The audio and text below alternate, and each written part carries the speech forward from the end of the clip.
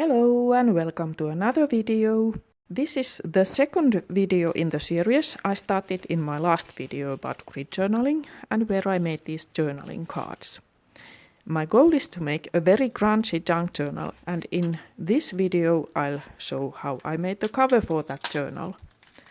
I have this shabby old vintage photo album that I purchased from a thrift store, and I'm going to use one of the pages as my journal cover. As you can see, the pages are very grungy, so all you need to do is cut it and decorate it. I measured that if I cut the album page in half, it'll be just the right size for my journal.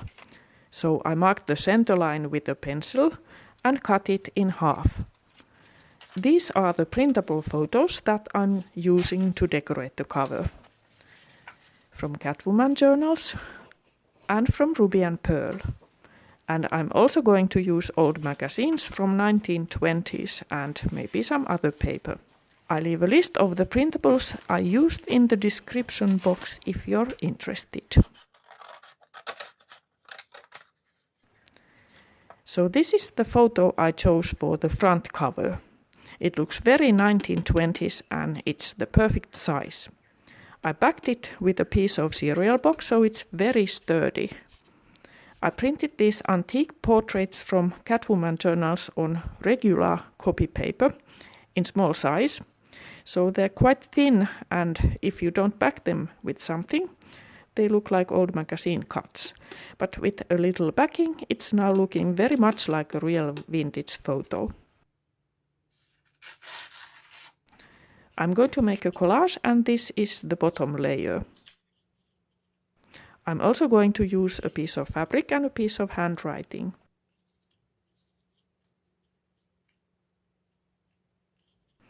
And this is an old book page that I've turned into collage fodder with acrylic paint and stencils and stamps.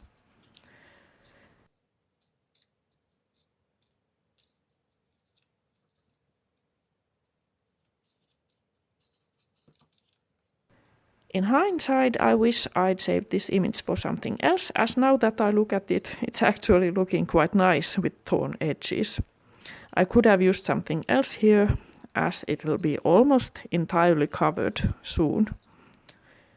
I wanted to make some decorative stitches here, so I'm poking some holes to the photo card, as it's very sturdy.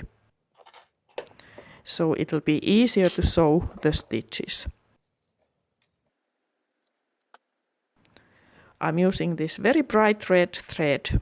It's almost orange and it looks great with dark neutral colors. One final piece and we are done with the collage. It was May when I started this project, so my idea was that this journal would be filled with everything that was made 100 years ago. Kind of mixed media, antique, grunge journal, grungy journal. Next up we are going to decorate the back cover. I'm using the same materials that I used with the front cover.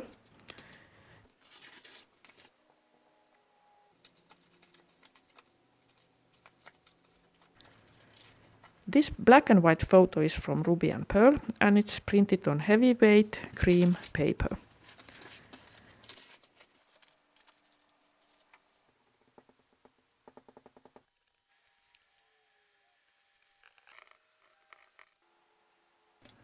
I decided not to stitch the back cover. Instead, I painted little stitch-like marks with red acrylic paint. It was fun and easy, and I like very much how it looks. I'm painting around the girl and her dress with coffee with a watercolor brush, to make the photo look older and also to highlight her white dress that I do not paint, so it will remain pure white.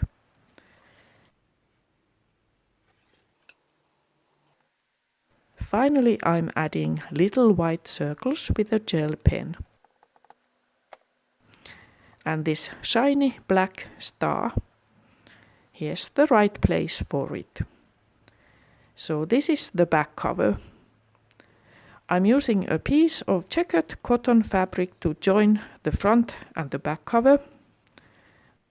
I had in my mind an idea of making a kind of soft back to the journal, so I cut a piece of an old book page and glued it down to the fabric to make it a little bit thicker for binding the journal. Later on, I wasn't 100% happy with it though. I could have left it out, or I could have used something more sturdy instead. I used craft glue to adhere all the parts. As you can see, I applied more glue to the right side, which is the back cover. It's because there are 2 holes there and I want to cover them with fabric. I left a small gap between the covers and the strip of paper to make sure it'll be easy to open and close the finished cover. I also checked that there's enough room for these pieces that I'm going to use to decorate the insides of the covers. While the glue is wet, you can still adjust these parts if needed.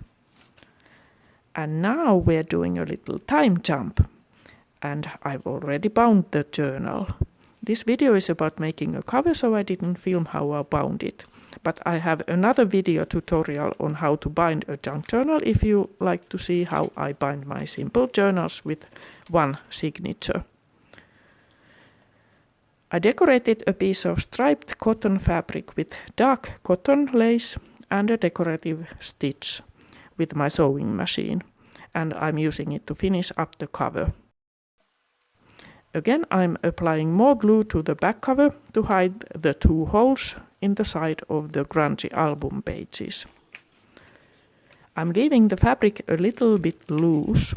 It's important that you don't glue the back part too tight, as you won't be able to close your journal if it's too tight. I'm also going to decorate the insides of the cover to hide the remains of old glue that was left when I removed the photo that was glued to this page. I made this mini notepad with one of my grid journaling cards as a cover. It'll also serve as a pocket for a tag, so I'm applying glue to the sides and the bottom only. And here's another pocket I made for the back cover, which I decorated with a hand-painted little flower. This grungy piece of fabric is dyed with coffee. My journal is looking quite thin now, but it'll end up very bulky soon. You'll see it in my next video, so please subscribe and hit the notification bell now if you haven't already. There's one more step, and that's protecting the images with matte medium. I don't think it's necessary, but I like to make sure the cover is safe, as it's only a paper collage and some of the papers I used are very old and fragile. So I'm applying a nice layer of matte medium with a big brush on top of the collages to the front cover and to the back cover as well. So, thank you for watching. Please leave a comment or give me thumbs up if you like this video. It'll help me a lot. Have a great day and see you in my next video. Bye!